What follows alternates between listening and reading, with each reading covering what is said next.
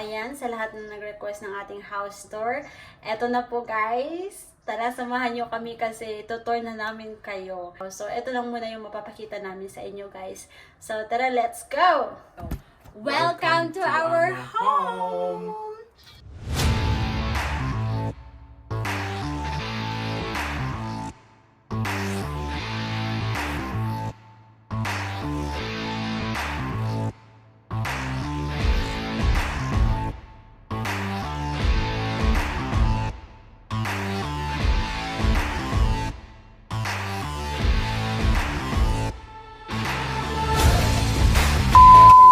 So guys, ito na yung hinahanap ninyong house tour. So, samahan nyo kami. Tara!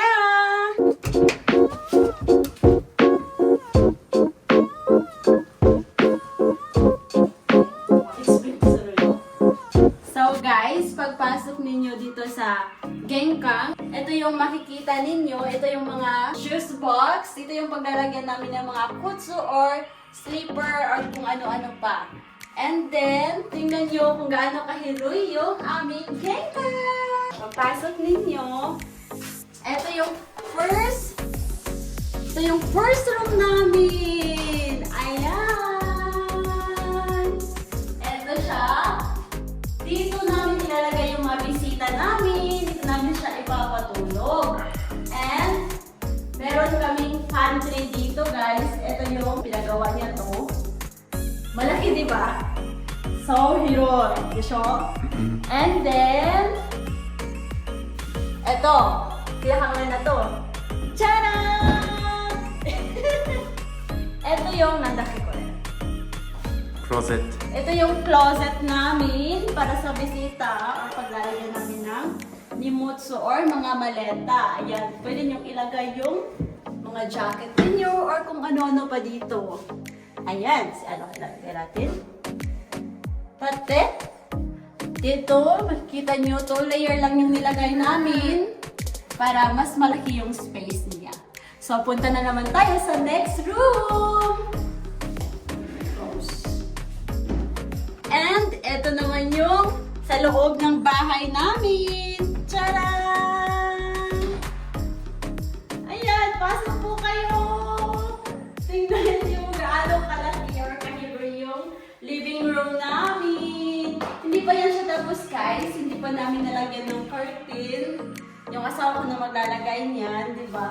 Tcharam! Ang ganda! And, tingnan nyo. Dito din namin nilalagay yung mga mesa namin. Meron siya. Ay, okay. Dito namin siya ilalagay. And dito na din yung light namin. And yun yung... Aircon. Ito yung aircon namin and yung stove. Hindi na namin ito magagamit this year kasi tapos na yung winter season. So next year na naman. Ayan, yung aircon na lang yung magagamit namin. Yay! Next is... Tcharam! Ayan yung lights namin sa kitchen. Dito yan siya guys. And ito yung paglalagyan namin ng mga gamit or mga kung ano-ano. And tingnan nyo guys kung gaano ka spacious. At sobrang dami ng paglalagyan ng gamit. Grabe talaga yung gumawa ng bahay namin, guys. Sinipagan at pinagbutihan talaga. Ayan. And ito yung boiler namin. Di ba ang ganda? Kasi may wallpaper yung boiler. So, easy hindi ko rin. Ito yung boiler namin, guys. Para sa hot and cold water. And tingnan nyo yung design na pinili namin ng asawa ko. Ang ganda, di ba, Mir? And, tcharam! Ito yung nagustuhan namin ng asawa ko kasi kitchen nga siya. So, bakit hindi ganito yung design na lalagay namin? So, sobrang ganda! And, tcharam! Ang laki ng space ng kitchen namin. Ito talaga yung main problem namin dun sa tinirahan namin kasi sobrang liit. So, hindi kami hugas or nakapagluto talaga ng maayos. So, eto na guys! Eto na! Ang laki ng space. Pwede ka guys. Miss Water! Sorry. You. Najumon. So, ayun guys. Ang ganda niya, diba? Ang lapis. Sobrang happy namin ng asawa ko. Arigatou gozaimasu. And eto, dito siya magbe-bake yung asawa ko. Gagawa ng pan, gagawa ng cake, at kung ano-ano pa. And dito guys, ito yung paglulutuan namin. And pwede na kami dito.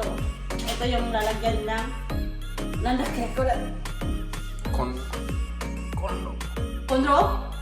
Condro daw.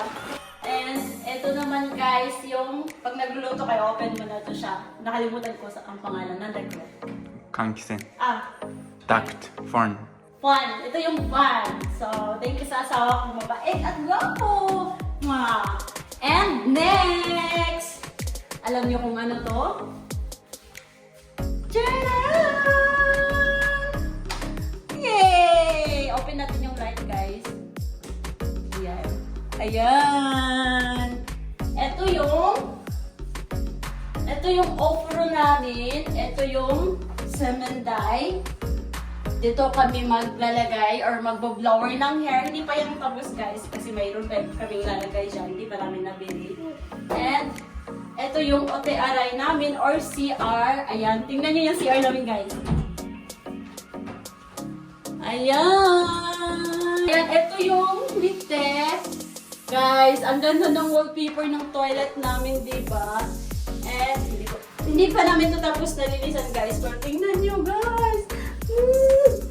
And tingnan nyo yung floor. Look at the floor, guys. Tadang! Ang ganda, diba? And yung light niya sobrang kinis. And ayan. And next, sa pinaka-exciting part ng buhay namin. Tadang!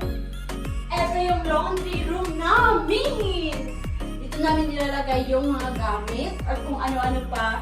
Then dito yung sentakuki or washing machine namin. Dito siya guys. Ngayon siya ilalagay kasi may trabaho pa yung tingagawa. And dito yung kansoki. Dito siya ilalagay. Don't worry guys kasi safety naman to.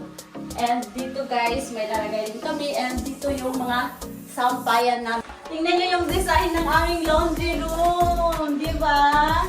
And meron yan siyang light. Ayan yung light niya.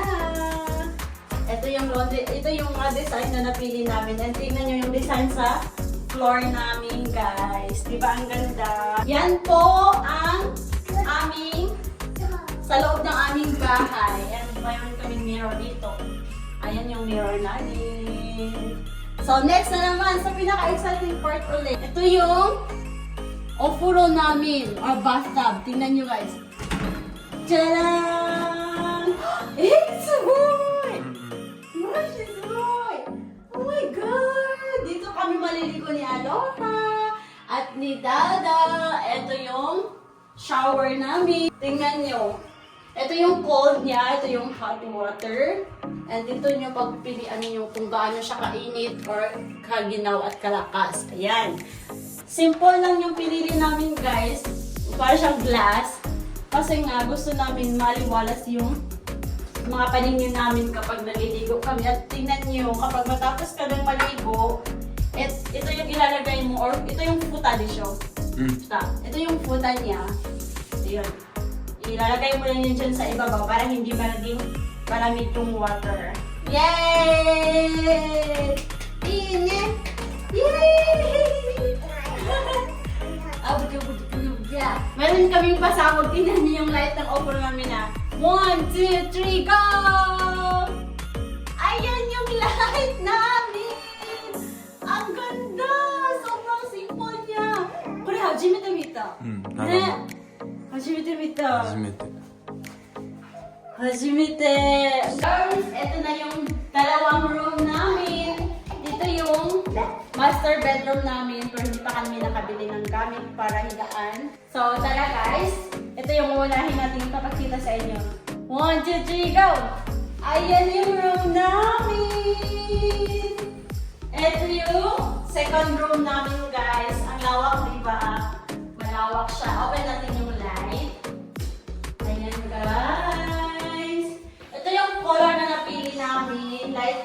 siya kasi sobrang maaliwalas dito guys kasi nga ito yung window namin, ang laki ng window namin. So, grabe talaga yung sun.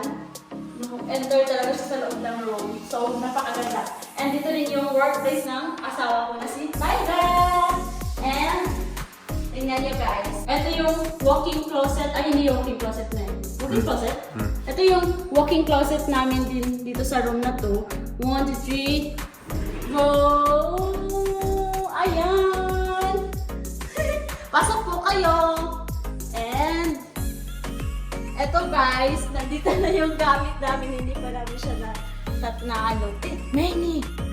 So good! Hindi pa namin siya natatapos guys. Ayan siya. And, eto, tingnan nyo yan. At dito na yung mga hinahamay namin. Ayan, katulad din dun sa isang room. Unaji lang siya. Magkapareho lang. Nilagyan namin ng ganito para maraming gamit yung mailagay namin. So, ayan guys, tingnan nyo yung design. Ang ganda, di ba? Ang ganda ng design. Ito yung napili namin kasi pagpasok mo pa lang, sobrang light na niya. Yes. Ayan lang.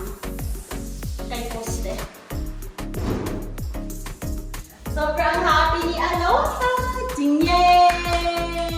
So, ito na yung master bedroom namin, guys. Oy, de. Pakita ko na sa inyo, guys. Ito yung pinakamalaking room namin. Ayan! Yay! Tadaan! Ayan, guys. Ito yung mirror namin. Ito yung window namin dito sa room na to. Ito yung pinili namin na room na tutulugan namin kasi sobrang lawak niya, guys. And ito yung design. Ito yung color na design na napili namin. Pink siya sa ibaba and white siya sa itaas. Magilak-gilak yan siya, guys. And merong stove dito. Merong stove, hindi yan dito ilalagay. So, ito yung light niya. Normal light lang siya, guys. And tingnan nyo kung gaano yan kalawak. So, punta naman tayo sa walk-in closet namin. 1, 2, 3, go! Tada! Ayan yung walk-in closet namin. Katulad din dun sa ibang room, same design lang siya para hindi siya pangit tingnan. So, pareho lang na design yung nilagay namin kasi sobrang ganda naman yun. Takay. Ayan guys, nilagay na namin yung ibang gamit namin. And pwede to siya ma-adjust guys. Ayan. And dito namin isasampay or ilalagay yung mga hanger na mga gamit namin. Ayan. Sobrang simple lang niya guys, pero sobrang happy na namin ng asawa. Woo! Yay! Arigatou gozaimashita! Ayan guys. Coming person ko.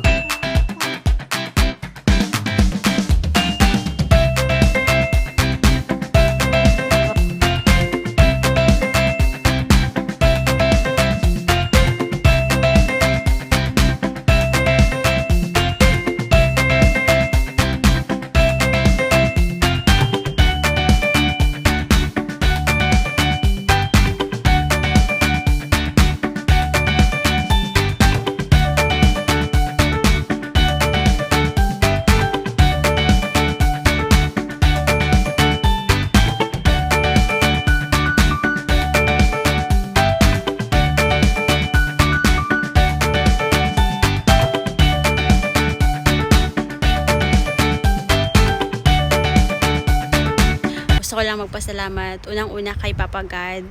Kung hindi dahil sa Kanya, hindi namin to magagawa ng asawa ko. And second, yung asawa ko talaga, grabe yung napaka-supportive ng asawa ko. Grabe, lahat gagawin for his family talaga. And grabe yung pagmamahal niya. Hindi lang sa akin, kundi pati na rin sa anak namin at sa family ko and sa family niya na rin. And pangatlo, nagpapasalamat ako sa family ng asawa ko. It's because kung wala yung tulong nila sa amin, yung guidance nila sa amin dito, hindi namin to makakamtan ngayon. So, sobrang salamat Mama Miho and Gigi. Sobrang salamat po talaga sa patient ninyo and especially din sa family ko dyan sa Pilipinas. Maraming salamat sa mga prayers ninyo. sobrang thankful ko sa lahat ng mga taong sumuporta sa akin and sa aming family in silent.